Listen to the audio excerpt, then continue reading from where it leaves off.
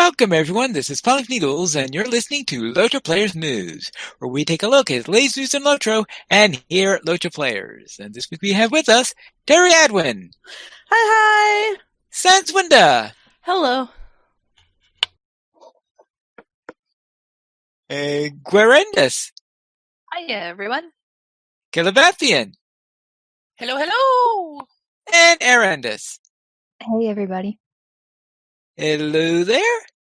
And let us head out into the latest news for this week, where we had a little patch, update 27.3, which includes the Farmers Fair. Beginning this year, Farmers Fair now includes prior Summer Late Festival content, including quests and seasonal instances. All Summer Festival tokens have been automatically converted into Farmers Fair tokens.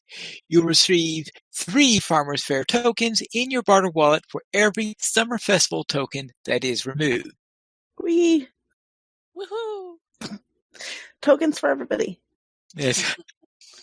And the Festival Horse Race Quest now counts towards their specific Festival Quest completions. Also, epic battles are once again available on the Legendary Worlds, and I have not yet heard anything about them being taken down again, so maybe they got it working this time. We can hope. We can hope. And the Lore Master skill Dispel Corruption has its cooldown reduced from 30 seconds down to 25 seconds. Only a few little changes there. But note that on top of this, there was also an unintended change, and that is that badges of taste were accidentally changed from 2 to 3 on their conversion rate to get a box. They are going to revert this in the next update. So if you are planning on exchanging any badges of taste for a token box, please wait until that update comes out, and they say that they are planning the update to come out before the end of the festival. We can only hope that they're successful in that. Also, please note that over this weekend, we have had some server stability issues. We're not exactly sure what is going on in there. I'm not exactly sure if Standing Stone is 100% sure what's going on. It is not something directly to do with the software or anything else that's under the control of Standing Stone Games. So I would presume it's at the data center or something like that. We don't know 100% sure on that. But please note that servers are not at their most stable. It looks like that what happens is that every once in a while you'll be going along and then it hits in a period where the communications aren't at their best, I guess would be the best way of putting that. You know, all this, the servers aren't at their best. They're not very stable. And if it keeps up, all the players are not going to be very stable. Well, I don't know that the players are all that stable to begin with.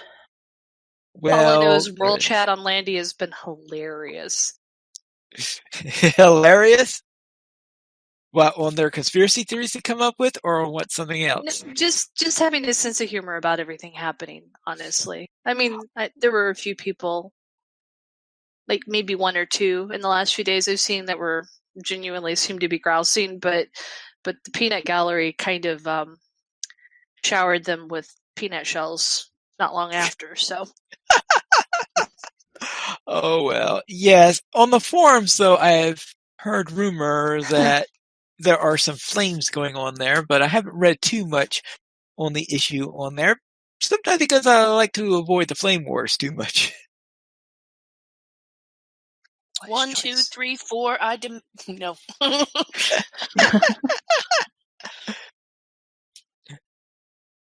Though it does seem to be a little bit of a problem sometimes. Sometimes they're going along my merry way, and then suddenly,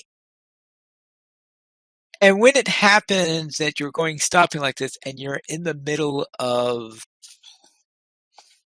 a place where mobs can appear, you're saying, oh boy, this is the worst place to log out. Oh, it's fun. It's called living dangerously. Living dangerously. Oh, that's what you call it. Well, It's no, when what? you log out and when you log back in, you have a 50-50 chance of ending up in a rose circle.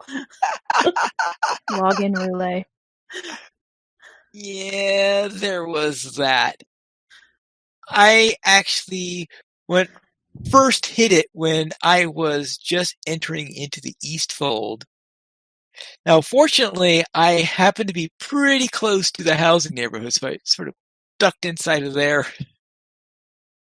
So I would have a place to log out, because it looks like that when it starts to happen, it's going to be happening for several minutes before things get stable again. At least that's been my experience so far. So it's a bit like a severe thunderstorm in in Tornado Alley. It's just okay. Let's duck for cover for a few minutes until it's done, and then we'll be on our merry little way. Yes, I guess you got a point there. I haven't really been in Tornado Alley all that much, so I can't say that too much. Yes, I've lived here all my life, so it's kind of like, oh, hey, severe thunderstorm. Everyone's like, get away from windows, and I'm like, nah, it ain't that bad. It's one of those. Okay, if it's my time, it's my time. Okay, so I'm gonna keep right on playing. It's when the double pane glass starts breathing a little bit from the wind. That's when you want to go hide. Yeah. Well, there is that a little bit. And that's for like someone who's telling me that after he married someone who lives in Oklahoma, that when he was visiting her house back when they were engaged, you had the tornado siren, you had a tornado warning up, or tornado watch, or there was something related to tornadoes that was going on at the time, and she's still taking it nonchalantly at this point. So obviously she knows it's not near enough to where she is at the moment, and her fiance is now ducking below the table. He said, "Oh, he's not used to tornadoes." Yeah, it's the people who actually live here. They're the ones that are, you get pictures of them like mowing the lawn, and there's like a tornado behind them, and yeah.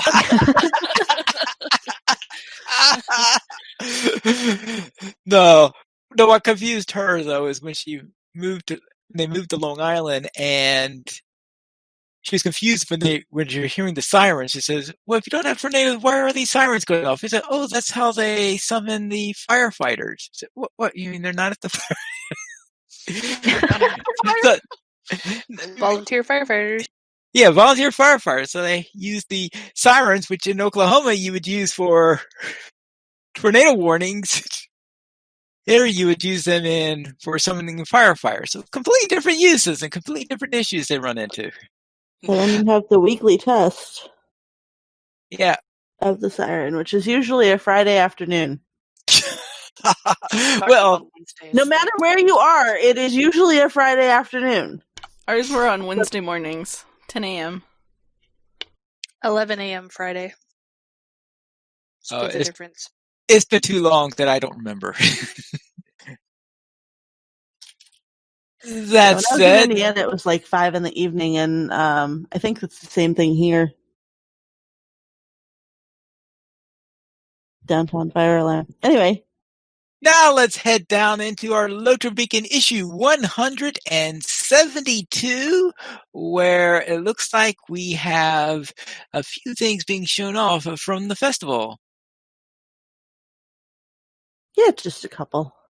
Just a couple. And in fact, during his stream, Cordovan was talking about what each of these items were in relation to it. Though, of course, he recommended that if you wanted to get the full spiel on what everything is for the festival, then go to Fibro Jedi's A Guide to the Updated Farmer's Fair, who I'm sure had to go through a lot of work trying to combine two festivals together and getting everything all nice and neatly done, in addition to adding the new cosmetics as normal. Just moved this week too, bless his heart. Oh my goodness gracious! Oh, with Fibro trying to move and get this done, and he's got a lot done. Mad props to Fibro Jedi for all the work he's done. Oh yes, that was quite a lot of work on a moving week. Oh, what a cruel thing to have happened to you. Yeah, Okay. for sure. Whenever you need any kind of guide for festivals, always check out Fibro's. His are always amazing. That probably helps that he'd at least done the guides on the festival previously, so it was just combining the two entries together. Like he didn't actually have to go through and go through all of the stuff to figure out what was there. He just had to figure out how to meld it together.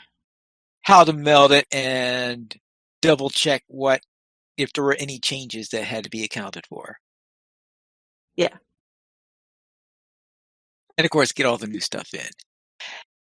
And then also, the 11th annual Month of the Chicken is currently underway, and you click out more and take part in, well, there was a free-range chicken run on Lunchable. That, of course, is... I think they're still doing it. Oh, it's still actively going on?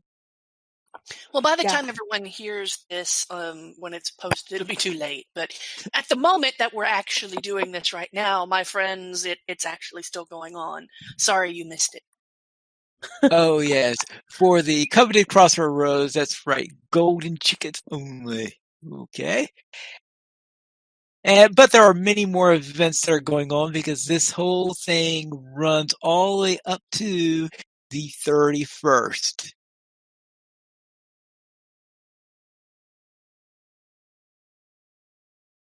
And on top of that, remember that Weatherstock is being held on September the 12th, so that is upcoming in another 3 weeks. And the next Breland Open Air Market on Blair takes place it took place today at 8 p.m. Eastern, so it is actually running right now, started at the same time as we were starting to gather here. So let's head into our weekly comment. What type of headwear is missing in LOTRO? A fez.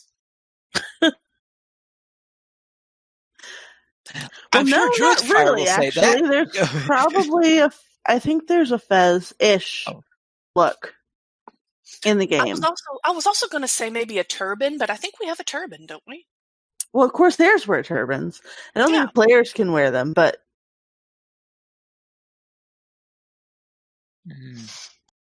Yeah, I would think that would have been a reward for Jack's turban. That would have been most appropriate. The most appropriate, the most appropriate gift and award and reward from Jajax would be Jajax actually being like a major NPC that you get to, continue to interact with after this, or he becomes your boyfriend if you're a female. I guess if you're a guy too. Oh, I'm not going to judge. Cosmetic pet. We get a cosmetic Jajax for our houses. The Jack's property guard. Yes. All right. Let's. Okay, but what about headwear? Anyone have any suggestions for headwear? Well, we've got two really good ones from the chat. Sorry, Pine Leaf, didn't mean to cut you off. We've got sweatbands from Sam Burke, and also Spock ears, so we can all cosplay as elves from Lou and Nori. Mm-hmm. A bird nest hat. We have a chicken nest hat. Is there? Okay. So we already have one of those, and yeah, you can get it from Hobnanigans, and which also means you can get it from the treasure hunt event because they shifted all those awards over to the treasure hunt too. We have goose houses and we have geese. Let's have a goose hat.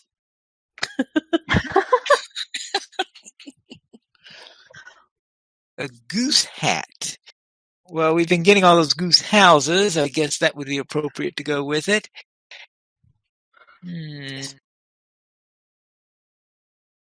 But what would be? I'm trying to think what would be a good piece of Headwear that I can't come up with any new ones myself, so I'll then head into the fan site news, where last week we wound up finding Viznak on a throne. LOTRO Stream is your first stop for finding LOTRO on Twitch. You can check out the recent shows by Eldoleth, Red Baron, and Sky Maniac, and also on Twitch. Barrow-Brie talks music, The Inferno of Sounds get metal, and Girls of Middle-earth run with friends. Anything you want to say about that run with friends, or is that going to be in your highlights? That'll be later for me. Okay. Then over on YouTube, Gamer Penny goes to comb, Mr. Bopey throws the chicken, and Andang sees Gothmog's fall. Throwing chickens. Throwing chickens.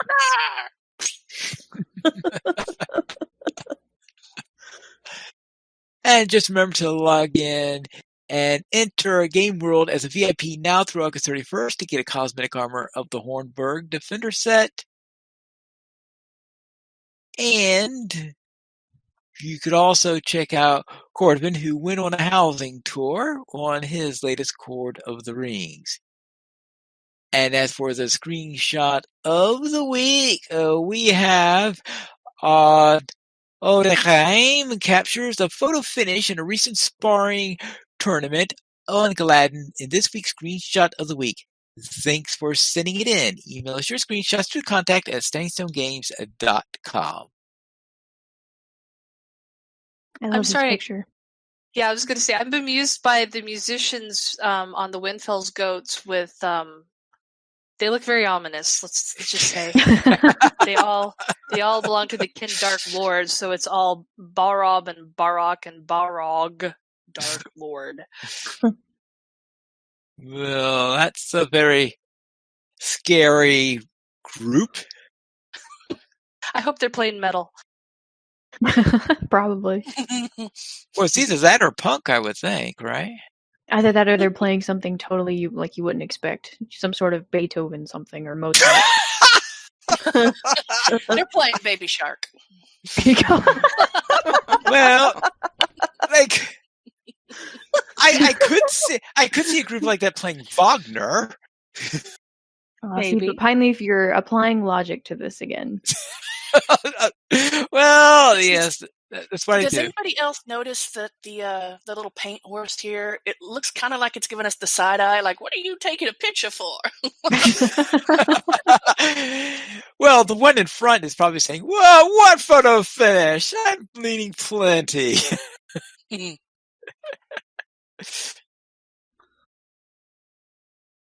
Let's head into our store sales. And Terry Edwin, what's on sale this week? Well,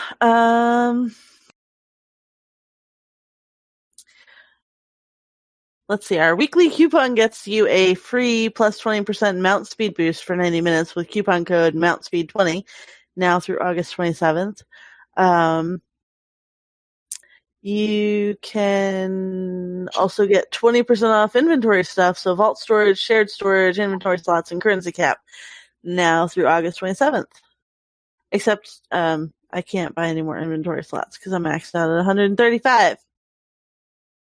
Well, there is that slight little detail. Actually, I'm pretty much maxed out on that also. Now we could just hope that they could get some bags that some of us are waiting to see in the store come up. That would be very helpful. More task item bags. Please, more task item bags. They are also, looks like, seriously implementing the junk item bag, and that might get into the store soon. We will have to see. And let's head into our site news, where we have another chapter from the Berg's Tale, which unfortunately I completely forgot about it until I logged in to get ready for the show. Shame on you. Oopsie daisy. So let's not have too many spoilers then in it. You cut me deep, Pine. You cut me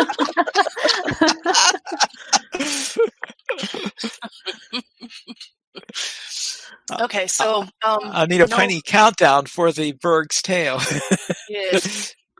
I won't do any spoilers, but as we see in chapter 5, it is time to basically face down the Bone Man and, basically do that sort of thing.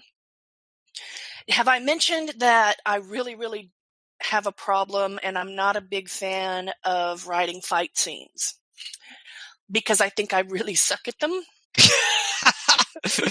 And after a while, I mean, since I've spent, the character has spent so much time in the Barrow Downs right now, there's all these dead people in whites. And it started like really messing with my brain as to how we're fighting spirits and basically skeletal remains. Other than knocking them down and like breaking off a, arm or something and like cutting, it's making me wonder. It's like, are our characters basically killing a person with a person? I mean, or what used to be a person? I could say it in a whole lot more vulgar way, but I'm being nice because we are pinely friendly here. But there is a turn of phrase along those lines that you're beating with another.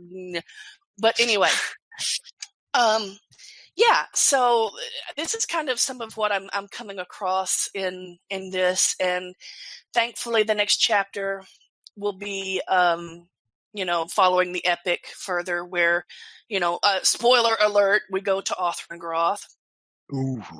Not for Sambrog or anything, which again made me wonder. It's like, okay, we go through Othrengroth for this one dude, and Bombadil comes in, and as Terry is about to say, kill stealer. Such a kill stealer. Yeah. So we have that happening, and this is supposed to be the guy that is fighting you as you're doing your thing, but there's a bunch of instances that are really high, that you can kind of scale, that are for people and things that are worse. And I'm like, so why did we get like the lowest man on the totem pole? Why did the evil people not throw us Sambrog at that point? And, then Tom comes and saves us, and, we basically can go back later on and try with a group to get rid of Sambrog. Because the way it's set up is like, okay, we don't get to defeat this dude, but we get to go back and defeat even worse. So what? It makes no sense. But so this is the kind of stuff that keeps going through my head the longer that I try to piece together a bunch of the stories. And I don't know if I'm finding plot holes that, plot holes, falling into them and climbing back out. I really don't know, building bridges over them. But I'm finding these as I go along. And of course, chapter 5 is going to be Morkandir has to fight the Bone Man to help the Shade, as he's been doing. And afterward, he has to make a very important decision, which, other than getting married and having his son, a few years back, and we saw how, in the beginning, how that turned out. Woo! Other than that, it's either the most important decision he's going to make in his life. It's going to turn the tide of his entire life. Maybe the second most, because, the kid thing. So yeah, this is the chapter where I think we finally get to find where our burglar gets to run around, and he's still snarky, but he's been doing stuff and kind of like, why am I doing this? And he actually has to sit down and think about the situation and like, okay, now what do? I have this decision to make. And it's kind of based off of the idea, like, what do you do when basically nobody is there to see? that's the kind of person you are. And so, yeah, that's kind of toward the end what happens when he has to make his decision, which if you've gone through the epic, of course, you make the decision, but the way he comes about it, when I was, trying to, figure out what to say and everything, I realized at that one point is where your character literally could literally walk away scot-free. And the only person that would know anything and be guilty about it is them. So it's literally, we don't think about it because we blazed right through it. But if you slow down enough to really think about it, like I had to at that point, you realize for a character who is not normally inclined and does not believe himself to be a good person, when you get to something like that, this monumental decision, where I can turn around and walk away at this time, and it's the only person that is going to hurt is potentially me, and I don't, do I really care? That is going to be the linchpin where everything is going to turn, and where the rest of what you do and the rest of the game is going to, become meaningful. It's not just this person getting thrust into, one situation after another that they could really care less about. This is the point where the character, at least for this particular character going through, basically, this is it. This is where it all comes down to, where once he makes this decision, he's locked in. And the rest of the narrative can happen, which I did not realize going into it until I hit that point, and then I went, oh my. So, it worked. All right. Now, there is one little point here, and that is the boss in Ultrangroth is Sambrog. Is it Sambrog? Yeah. Yeah. Okay, so who is that? The person that we're actually facing, that Tom kind of knocks out? It is? Yeah. I thought it was someone else. Nope. Well, I'm glad I got that straightened up before I started writing chapter 6, or otherwise I would have been completely embarrassed. Because again, usually we go through there so fast that I don't even get a chance to recognize the names. Yeah. But it yeah, is okay. Sambrog. Okay. Obviously, Sambrog survives the experience with Tom. Kill stealer.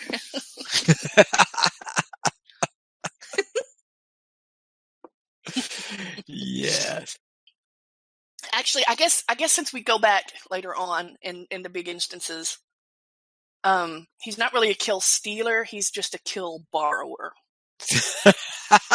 No, he totally steals it. Well, we weren't going to kill him anyway. I mean, we were not going to be able to. So we have to go back later and do so. And then we get him. So technically, nobody dies. Well, I mean, he's already dead, but you know what I mean. Well, a lot of dour hands die along the way. Who cares about them? No, he totally steals your kill, and he used to steal the XP for it too. Tom. Yeah.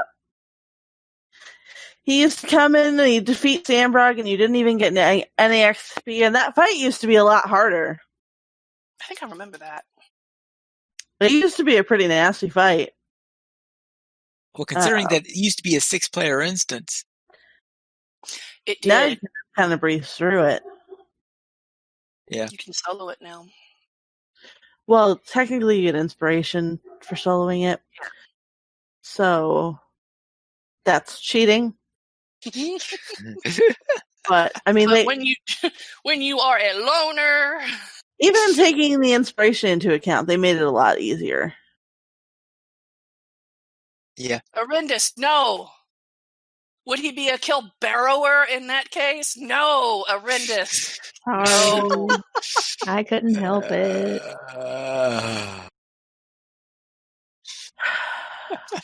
Secret of That's Tom's why I put it long in life. chat. I didn't want it to be on the podcast if people didn't want puns, so it is now in chat. Sam actually says the secret of Tom's long life. He lives on the disappointment of intrepid adventurers. No, he lives off of stolen XP from intrepid adventurers. And I don't even know where he's getting his yellow boots because they're yellow. Let's head into Terry Adwin's pick of the week. Terry.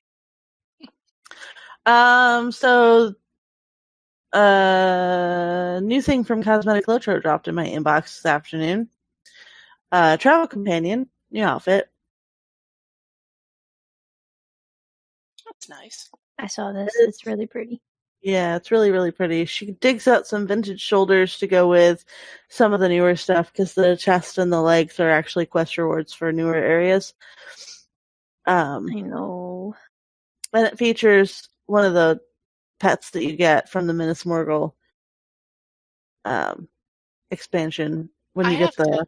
I have to admit, though, the way the dog is situated behind her, I know it's a hill, but it looks like it's in midair. It really does in that first picture. I saw in the that article. She was saying that the dog would get itself into trouble. So,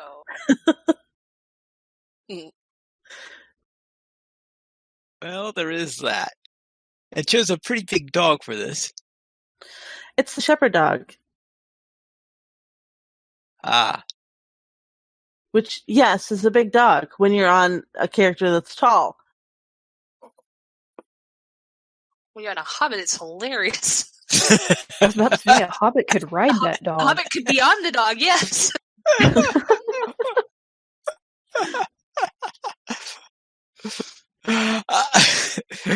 Sorry, I just remembered Order of the Stick where a halfling decided to get a war dog and was expecting a dog looking like this and was instead given a Dachshund.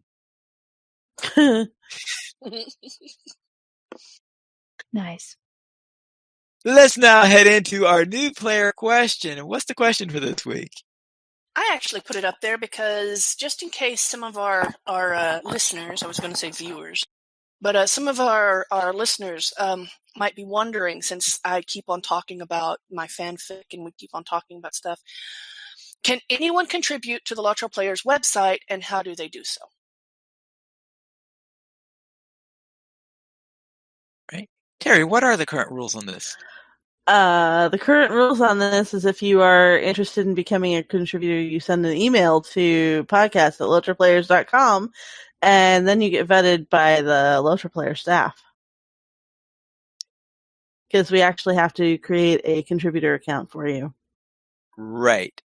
So we want to make sure on that, on whether or not it meets the standards of the site and exactly what it is. And of course, obviously, for what we see here, we get things about all sorts of subjects in here, including fanfic, as we can tell from Calabathian's contribution there. Yes. We also song lyrics, poetry. I think people do images as well, too.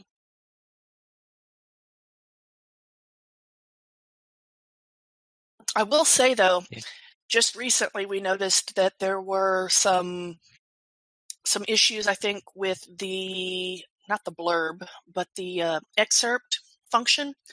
And it was kind of doing some stuff. And so we had, one of our knowledgeable individuals tweak it so that it actually works. And so excerpts are now available again. So if you've been trying to do excerpts and they haven't been showing up, they should be showing up now. Fingers crossed.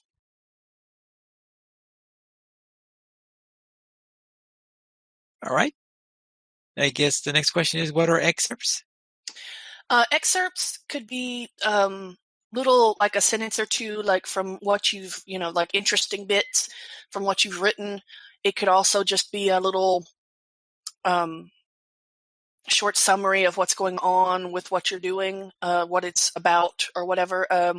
Just it's very, very short to kind of entice the reader to basically read it. To hey, look at me.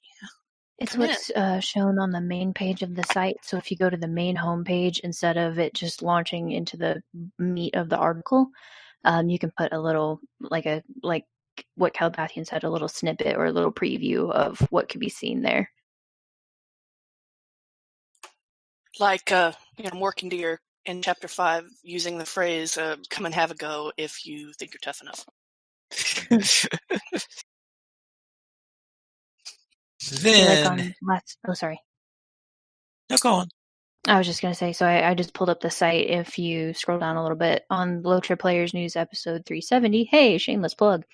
The excerpt just says, this week we discussed, and then has the rest of the sentence of a couple of things we discussed last week. So it's just similar things like that. Thank you. Now let's head into our week in LOTRO. And Calabathian, what were you up to when you weren't looking into the adventures of your intrepid Berg? Well, this week, on Friday with the Academy, I got to badly and irresponsibly tank in a skirmish with my champion. Wasn't that bad? It was my first time trying, so I mean, I guess, but yes, at one point the phrase "why are there people so far in there" was raised, and I happened to be one of those people. But in my defense, I was not the only one, and part of the skirmish thing was, Saradin has to survive, and Saradin was right there, and I was like, no, don't die. I will kill these things. So, yes. I'm not a tank. I'm used to playing a hunter or a berg or a minstrel, which are not tanks. But now my champion, Yeah, my hunter and minstrel are astounded. I mean, I coined the phrase tankstrel for a reason. Sorry. Now, I have to admit that in another, when I had on Celevorn and he was running with Gale, we went to the culling pit as we were running through Dunlin. Forgot about that. I think he's about 3 or 4 levels higher than she is right now, and we just did like level 1, and I had to kind of tank with my hunter because the lore master was a little squishier, and it's like, oh Lord. Yeah. I'm trying to figure out how you were tanking for what you were tanking for with the Academy. Well, we were in it was the Methedras. And part of this was because Terry went, hey, Calabathian, you got to go ahead, because though I have though my soldier is called Meat Shield, he's not really a meat shield. That would be your job. And the only reason I think that, and I think the only reason I was really kind of tanking at that point in that particular skirmish was because the rest of the actual tanks in the Academy, I don't know, were they there? Because I was there. Well, why was I he the was tank on a lore then? master? Why was I the tank? Because I know we had a guardian. Not in our we group. Had a warden, didn't we? Yeah, no, Sam was in that instance. He ended up crashing at the end when the dragons showed up. Yes, but he was on a lore master. He was not a tank. Oh, that's right. He was on the lore master. Okay, so yeah, so you were the tanky person, because the warden was with us, but the captain was not. Yeah, because the captain had left us in order to make space for the warden.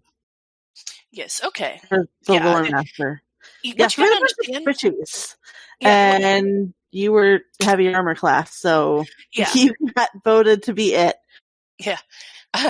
See, the thing is with the Academy, we have like 3 people who could tank, and so I just kind of literally hang back and let the other 2 do their thing because they're, I guess, more used to it. They're better at it. So then, of course, we had the skirmish, and suddenly it's I'm up. It's like, hey, look, it's the short straw. Or the heavy armor straw. But So yeah, that was interesting. So I finally got to hit stuff. I mean, that was really cool. At one point, I'm like hitting things, and I look up, and I'm almost dead, and I'm like, okay, let me back off for just a minute, because I was having so much fun. I didn't actually realize that death was coming. So yeah. I also got Celeborn ever closer to leaving Dunland. Shame it's not likely to be how he'd prefer to leave Dunland. And I also helped with part 1 of a science experiment regarding Barrow-Brie and long stable rides, and I used Glompla for that, because if a not wise took cannot be the unwise, I don't know who would be. So yeah, Warindis, how was your week? Oh, well, very eventful. I had to kind of think long and hard about how to narrow things down. The big thing starting off my week, the day after our last podcast, I ran the Abyss with a group of people for the story and to gather pages for a book. All I need now is Nairband, and I will have my bookcase. So that's the next thing in my sights, I think. I also participated in that Barrow-Brie run for science, of course, and also just because it's really fun to run a level 26 runekeeper through there, throwing down the lightning runestone. I am on Gorindis, my main, creeping ever closer to turning my back on Mordor, at least the Gorgoroth Plateau, for, I don't know, as long as I feel like. If I just want to clear out that deed log. So had the Nairband prison book pages I need to get. I finished the Slayer deeds for the crafting instances that I needed, and like the bosses in those. And I just before the podcast finished the Scourges of Gorgoroth, the first deed, the 1 through 6. I still need to kill them.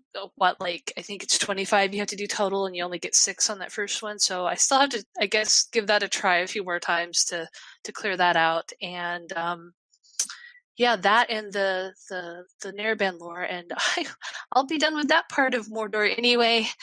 But I still have many wraiths to slay and Minas Morgul, so someday soon I will finish that. Arendis, what did you get up to this week?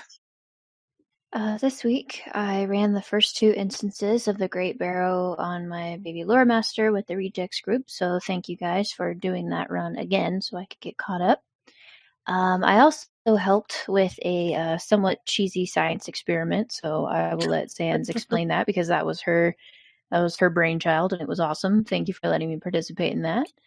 I also learned how to fish for the festival that's currently going on right now. Have not tried any hobbies before.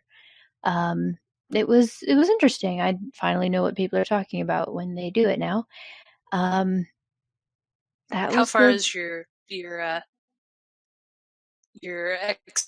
experience on that? You have so many levels. How far have you got so far? I started it this afternoon. I believe it said I was up to, and I might be remembering this wrong, but I think it was up to 8, maybe. Okay. So I'm still very much in the beginning stages of that. So we'll see. I mostly just wanted to use it to try it for some of the festival stuff, but we'll see how many fishing quests I actually end up doing. Knowing me, I'll probably forget to re-equip my weapon and start smashing people with long fishing poles. It's bound to happen. It's hilarious when it does happen, if a little bit panic-stricken. But that was the gist of my week. Sans, how was yours? My week was pretty good. Thank you to everyone who participated in our science run. Last week, you might remember that we asked what would happen if you ate Barrow-Brie and then got on a stable mount. Well, for science, the girls of Middle-earth streamed our test of this. It took us just under an hour to get enough Barrow-Brie for all of us to eat it before getting on the stable horse. We chose the stable horse from Ceradan to Candaith because we figured that was a nice, long, slow stable run. And the results of the experiment were rather conclusive. you are not likely at a low level to survive the stable horse run from Cerdin's cabin to Candace's camp. So you can check out the Girls of Middle-earth highlight and see how far we made it, or didn't make it, as the case may be. But yeah, that was a lot of fun. And, Tragic Carpet Part 2. right? And I ran some dailies, and I organized an Abyss run, and it was a lot of fun to get back into the raid and kind of remember where things were, and spent a lot of work, like, setting up all the instructions for the first boss fight, and it went so easy that I didn't even really bother with lots of instructions for the next two. Being 130 really helped, and yeah, it was a lot of fun. Well, I remember the first one was the really hard one. I know, that first boss fight is the hardest, I think. Sometimes the second could be if you don't have enough DPS, but the first one was the trickiest, and we went through that pretty easily, so yeah, that was a lot of fun. And that's pretty much my week. How's your week, Terry? Well, Axley and friends continued through Dunland. Speaking of Dunland, they did some helping of rangers up in Tell Methodist, and did a quest that I've never done before, because I had never taken a dwarf through that, that far through the story before, because I don't typically play them. Most of my characters are tall people, so it's probably evenly. I would like to say it's skewed in favor of men, but women, but it's probably actually split or closer to in half between race of man, race of elf. Since high elves came into it, used to be closer to skewed race of man before high elves were a thing, and now my high elves kind of make up the difference, so it's probably closer to 50-50. And then I have the smattering I have the occasional hobbit and a couple of dwarves. But I don't really have any of those at fairly high level, prior to actually finally making it to Tell Methodist. So, there's the quest chain in Tell Methodist where you help the rangers, and one of those tasks that involves helping rangers is actually dependent on what race you are. So, men will have a different quest than elves and hobbits, and we got to do the dwarf one, which was really interesting. You discover that they had a dwarf visitor, like, recently. They tell you it's been recently, which I thought was really interesting and very suspicious. The dwarf's name didn't really sound very dwarvish to me either. No. It sounded more elvish. Yes. So again, it was very like suspicious. Lindar or something. Yes. But yeah, it was great. And Axley and friends, because Pineleaf Sands and I have all done Dunland kind of to death, we're not really helping all of the people. The only reason we stopped to help all of the rangers is because you have to for the epic story. So we're very focused on story, the Volume 3 story, because Sands wants war seeds, and I told her we're not getting them until it happens in the story. So we're very focused on getting through Volume 3. It created a great war cry, though. 4 war steeds! Baruch Steve. Yeah.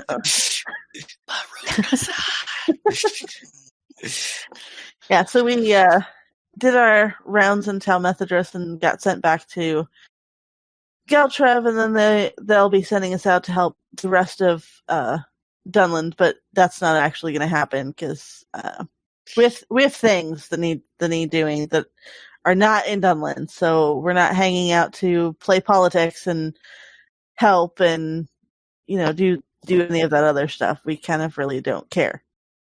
It helps that it's 2 dwarves and a hobbit, so we're really not invested in any of these people at all. I mean, we really don't care what happens in Dunland, because our home is this way, Pine's home is that way. Yeah. So, and then Terry Adwin finally finished out the bounty hunter deed in the Wells of Langflood. I finally got our splitter. Woo! Monday or Tuesday this week, and I was so happy. Yet another title that I will never wear because I'm wearing Skirmisher of Middle-earth. But, the point is that I got it. I got the Virtue XP, and that was pretty sweet because her Valor, I think is what I'm raising right now, is up to 49, so I felt very proud of myself. And then Sarissa, my burglar, because Treasure Hunt was on last week, and I procrastinated and didn't do it until Sunday night. And then I visited the Treasure Hunt event, and I got another stinking goat! I now have, 4 of these treasure goats! So each of my burglars has a treasure goat, and I'm still waiting on the treasure horse to drop. The first cache that she ended up releasing the cave claw toward was a huge one, and the goat dropped out of it. And I'm like, you've got to be freaking kidding me! Because you can't... You know what they need to do? I mean, if you can't barter for the horse with tokens, you should be able to barter for the horse with the goat. Right? If the goat drops, you can exchange that for the horse. So, a whole other take on the swan fountain from Lorien that you get, you can you can just switch which one you get. Yeah. Because I don't need any more treasure goats. I mean, I like the treasure goat. It's a great mount for a burglar, especially if you've got a burglar who's going into Moria, where you have to ride the goat. So the treasure goat was Sarissa's mount all through Moria. And it was fantastic because the party was joking that they always knew where she was because they could just follow the trail of coins that were dropping off of the bags. But, yeah, still really need the horse. And I'm still not getting the horse. And it's really frustrating because you can't barter for it in any way, shape, or form. And I understand that they don't really want to make it too easy, which is why bartering for it with another mount is the perfect solution. Yeah, so, and then I did some of the other stuff with some of the other people, but they've already talked about that. So, Pineleaf, how was your week? I will begin with my Honor Warden, who finished up the quests in Kingsfell and headed into Aldburg, where I fought orcs, boars, and an unstable server. And I also did some housing neighborhood dailies, and I'm getting close to Kindred over there. So I'll be finished with that hopefully soon. And I joined in that Abyss run that others spoke of earlier, where I got the pages I needed there. I picked up a couple other pages from the landscape in there, but I need Nairband to get that bookcase. You guys have my sympathies because that's a really crappy instance. Yeah. Nairband. I have that book, so I have absolutely no motivation whatsoever to do that instance. You got no motivation to do that instance. All right. I will just have to team up. If there was any other instance other than Nairband, any of the other Mordor instances, I guess, because there are some other instances that I also will not do. But Saragost, I'll do Saragost all day long.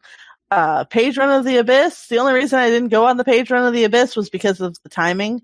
Didn't work for me because it was the middle of the afternoon, and that's not free time for me. Yeah, so Nairband, you guys are on your own. Sorry, not going there. All right, Guarindus and I will have to arrange an appointment at some point. Looking for someone who's willing to do Nairband.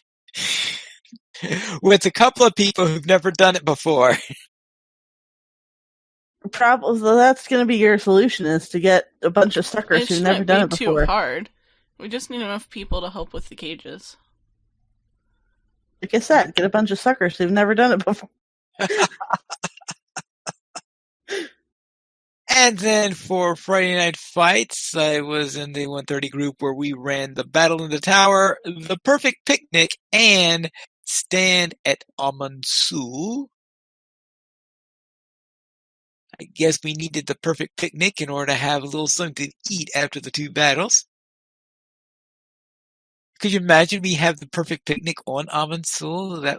How does Amansul sound like a perfect place for a picnic? Amansul is a great place for a picnic. You got that fantastic view. As long as the Carbine don't steal your food. Oh yeah, you don't have to worry about the bugs. You have to worry about the Carbine instead. That's true. I'm sure the Carbine are eating whatever bugs get up there. We currently have 14 supporters on Patreon, and if you'd like to join this illustrious array of players and help support LOTRO players, go to the donations page where you can support the Players Alliance on Patreon. Your money would be used on our podcast hosting, website hosting, and to pay for our live shows. And if you wish to support us without joining Patreon, you could contact Drac at email at drac@lotraplayers.com. We did not receive any emails this week, but if you'd like to send one, you can send it to podcast@lotraplayers.com, and you can also follow us on Twitter. The Players Alliance at Players Ally, Lotra Players at Lotra Players, Arendis at Arendis, Pineleaf at Pineleaf Needles, Sanswinda at Sanswinda, Terry Adwin at Terry Adwin, Guarendis at Guarendis, and Calabathian at Calabathian. And the Players Alliance has 3 shows on Wednesdays at 7 p.m. U.S. Eastern Time. We have DDO Players News. On Saturdays at 8:30 p.m. U.S. Eastern Time, we have LOTRO Players News. And we also have XP Quest, where, if you want to know when it's going on, then please follow them at XP Quest on Twitter. Just remember, though, XP Quest is not Pineleaf friendly. You can join us for our shows at lotraplayers.com/live. And that's all for tonight. And this is Pineleaf Needles reminding you to socialize responsibly.